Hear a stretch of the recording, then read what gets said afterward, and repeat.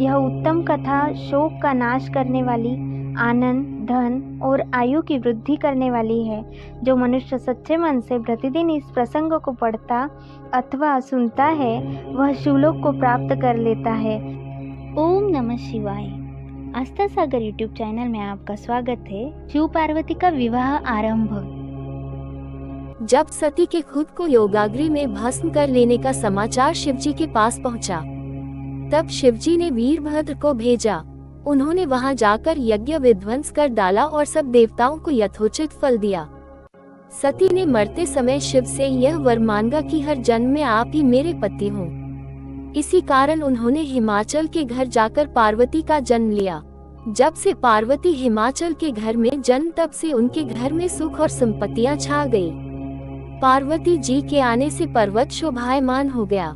जब नारद जी ने ये सब समाचार सुने तो वे हिमाचल पहुँचे। वहां पहुंचकर वे हिमाचल से मिले और हंसकर बोले, तुम्हारी कन्या गुणों की खान है। ये स्वभाव से ही सुंदर, सुशील और शांत है। ये कन्या सुलक्षणों से संपन्न है। यह अपने पति को प्यारी होगी। अब इसमें जो 2-4 अवगुण है वे भी सुन लो। गुणहीन, मानहीन, माता पिता विहीन, उदासीन, लापरवाह। इसका पति नंगा, योगी, जटाधारी और सांपों को गले में धारण करने वाला होगा। ये बात सुनकर पार्वती के माता पिता चिंतित हो गए। उन्होंने देवर्षि से इसका उपाय पूछा। तब नारद जी बोले, जो दोष मैंने बताए मेरे अनुमान से वे सभी शिव में है। अगर शिवजी के साथ विवाह हो जाए तो ये दोष गुण के समान ही हो जाएंगे। यदि तुम्हारी कन्या तप करे तो शिवजी ही इसकी किस्मत बदल सकते हैं। तब ये सुनकर पार्वती जी की माँ विचलित हो गई। उन्होंने पार्वती के पिता से कहा, आप अनुकूल घर में ही अपनी पुत्री का विवाह कीजिएगा, क्योंकि पार्वती मुझे प्राणों से अधिक प्रिय है। पार्वती को देखकर मैना का गला भर आया।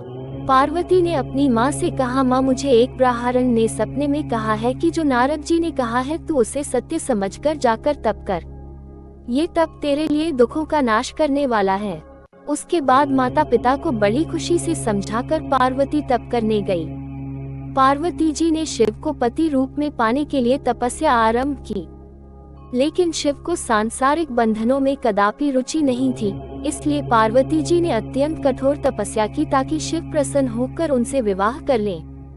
जब सप्तर्षि सती की परीक्षा लेने गए, सप्तर्षि ने पार्वती से जाकर पूछा, तुम किसके लिए इतना कठिन तप कर रही हो?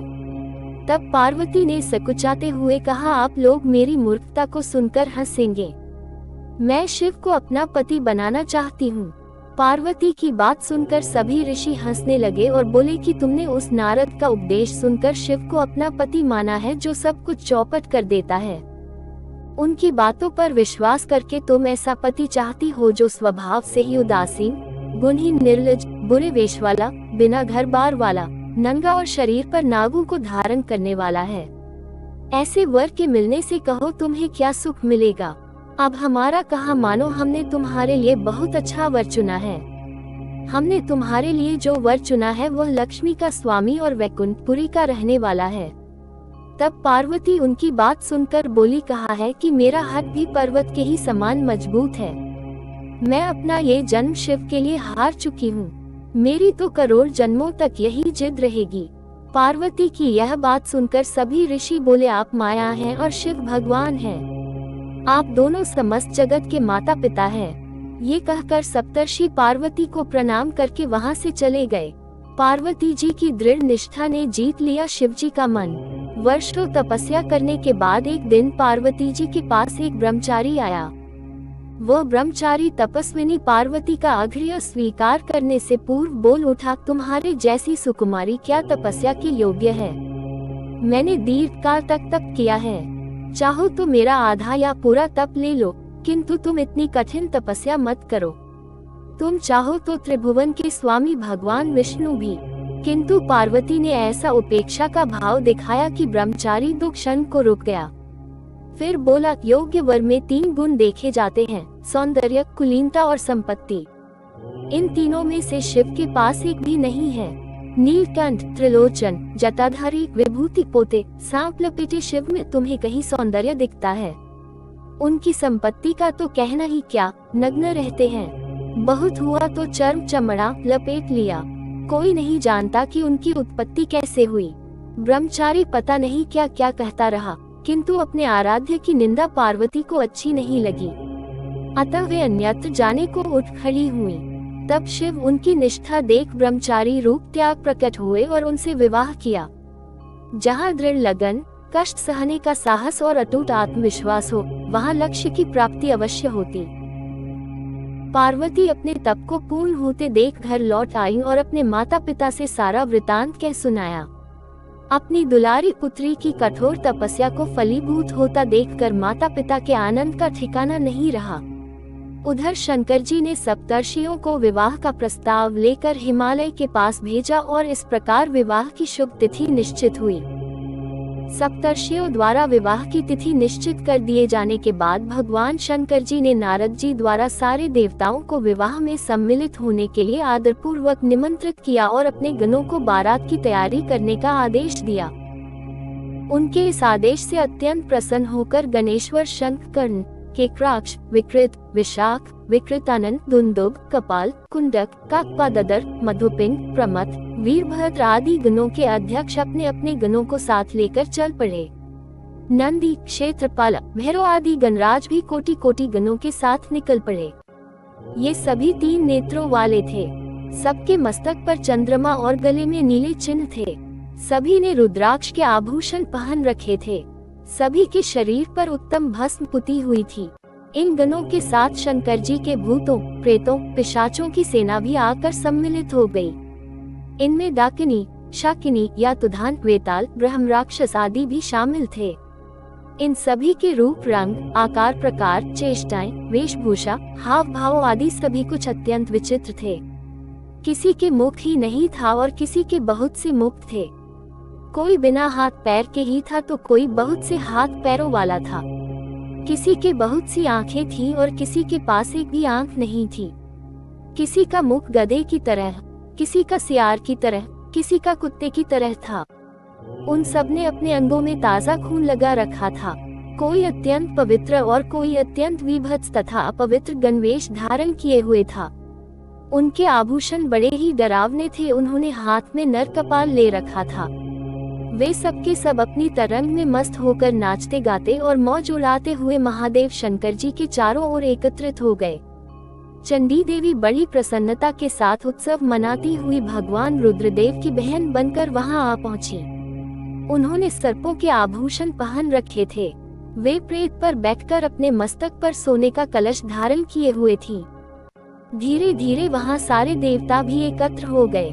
उस देवमंडली के बीच में भगवान श्री विष्णु गरुड़ पर विराजमान थे।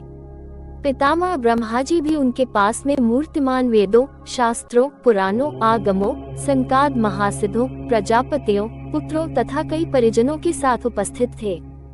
देवराज इंद्र भी कई आभूषण पहन अपने ऐरावत गज पर बैठ वहां पहुंचे थे।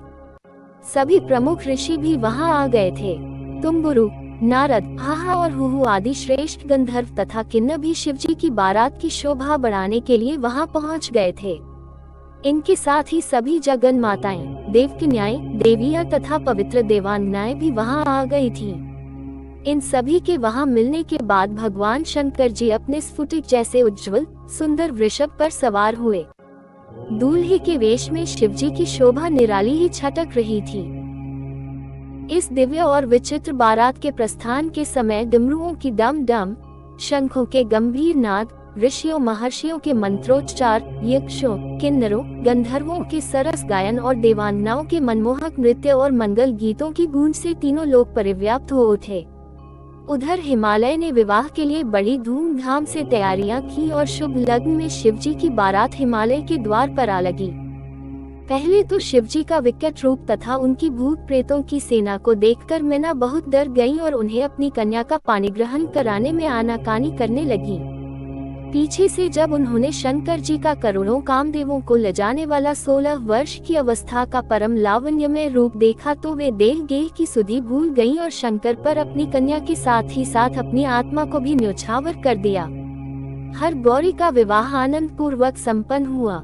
हिमाचल ने कन्यादान दिया। विष्णु भगवान तथा अन्यान्य देव और देव रमणियों ने नाना प्रकार के उपहार भेंट किए। ब्रह्मा जी ने वेदोक्त रीति से विवाह करवाया। अब आप इसकी विदा की तैयारी कीजिए। देवी मैना ने पार्वती को अपने हृदय से लगा लिया और जोर जोर से रोने लगी। अपनी माता को इस प्रकार रोते देख पार्वती की आंखों में अश्रुधारा बहने लगी। पार्वती और मैना को रोता देख सभी देवताओं की पत्नियां एवं वहां उपस्थित सभी नारियां भावविह्वल हो उठी।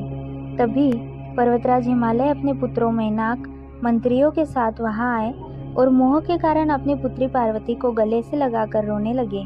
गिरिजा की माँ, भाभियाँ तथा वहां उपस्थित सभी स्त्रियां रो रही थी। तब तत्वज्ञानियों और मुनियों तथा पुरोहितों ने अध्यात्म ज्ञान द्वारा सबको समझाया तथा यह भी बताया कि उपस्थित शुभ मुहूर्त में ही बारात विदा करनी चाहिए। ऋषि मुनियों के समझाने से भावनाओं का सागर थमा।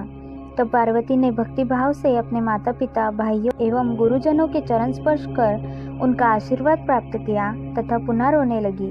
तब सबने प्रेम पूर्वक उन्हें चुप कराया। शैलराज हिमालय ने अपनी पुत्री पार्वती के बैठने के लिए एक सुंदर रत्नों से जड़ी हुई पालकी मंगवाई। ब्राह्मण पत्नियों ने उन्हें उस पालकी में बैठाया। सभी ने उन्हें ढेरों आशीष और शुभकामनाएं दी। शैलराज हिमालय और मैना ने उन्हें अनेक दुर्लभ वस्तुएं उपहार स्वरूप भेंट दी। देवी पार्वती ने हाथ जोड़कर सबको विनम्रता पूर्वक नमस्कार किया और उनकी पालकी वहां से चल दी।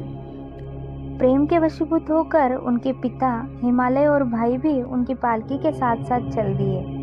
हिमालय ने नम्रता पूर्वक वहां उपस्थित भगवान शिव, ब्रह्मा, विष्णु सहित सभी श्रेष्ठ जनों को नमस्कार किया और अपनी पुत्री को शिवजी को सौंप दिया। तत्पश्चात हम सब से विदा लेकर वे हिमालयपुरी लौट गए। जब शैलराज हिमालय अपने नगर को लौट गए तब हम सब भी कैलाश पर्वत की ओर चल दिए। भगवान शिव और पार्वती के विवाह हो जाने पर सभी की प्रसन्नता की कोई सीमा न रही। सभी उत्साहपूर्वक चलने लगे। महादेव जी के शिवगण नाचते कूदते गाते बजाते अपने स्वामी के परम पावन निवास की ओर बढ़ रहे थे। मैं और श्रीहरि विष्णु जी भी शिव जी के विवाह होने से प्रसन्न थे। उधर देवराज इंद्र के हर्ष की कोई सीमा नहीं थी। वह सोच रहे थे कि शिव पार्वती के विवाह से उनके कष्टों और दुखों में अवश्य कमी होगी। उन्हें इस बात का यकीन हो गया था कि अब जल्द ही उन्हें और सब देवताओं को तारकासुर नामक भयंकर दैत्य से मुक्ति अवश्य मिलेगी। भगवान शिव भी हर्ष का अनुभव कर रहे थे। उन्हें उनके जन्म जन्म की प्रेयसी पार्वती पुनः पत्नी रूप में प्राप्त हो गई थी। इस प्रकार प्रसन्नता पूर्वक आनंद में मगन होकर सभी कैलाश पर्वत की ओर जा रहे थे। उस समय सभी दिशाओं से पुष्प वर्षा हो रही थी, मंगल ध्वनि बज रही थी और मंगल गान गाए जा रहे थे। इस प्रकार यात्रा करते हुए सभी कैलाश पर्वत पर पहुँचे। वहां पहुंचकर भगवान शिव ने पार्वती से कहा, हे देवेश्वरी, आप सदा से ही मेरी प्रिया है। आप पूर्व जन्म में मुझसे बिछुड़ गई थी। सब देवताओं की कृपा से आज हम पुनः एक हो गए हैं। आज आपको पुनः अपने पास विराजमान पाकर मैं बहुत प्रसन्न हूँ। हम दोनों का साथ तो जन्म जन्मांतरों से है। शिव शिवा के बिना और शिवा शिव के बिना अधूरी है। आज मुझे पुनः अपनी प्राण वल्लभा मिल गई है। प्रभु शिव की इन प्यारी बातों को सुनकर देवी पार्वती का मुख लज्जा से लाल हो गया। उनके बड़े बड़े सुंदर नेत्र झुक गए और वे धीरे से बोली, हे नाथ, आपकी हर एक बात मुझे स्मरण है। मेरे जीवन में सब कुछ आप ही है। आज आपने अपनी इस दासी को अपने चरणों में जगह देकर बहुत बड़ा उपकार किया है। मैं आपको पति रूप में पाकर धन्य हो गई हूँ। देवी पार्वती के उत्तम मधुर वचनों को सुनकर भगवान शिव मुस्कुरा दिए। तत्पश्चात भगवान शिव ने सभी देवताओं को स्वादिष्ट भोजन कराया एवं उन्हें सुंदर उपहार भेंट स्वरूप दिए। भोजन करने के बाद सभी देवता एवं ऋषि मुनि भगवान शिव के पास आए और उन्हें प्रणाम कर उनकी स्तुति करने लगे और शिव पार्वती से आज्ञा लेकर अपने अपने धाम चले गए। अब मैंने और श्रीहरि ने भी चलने के लिए आज्ञा मांगी तो शिवजी ने हमें प्रणाम किया।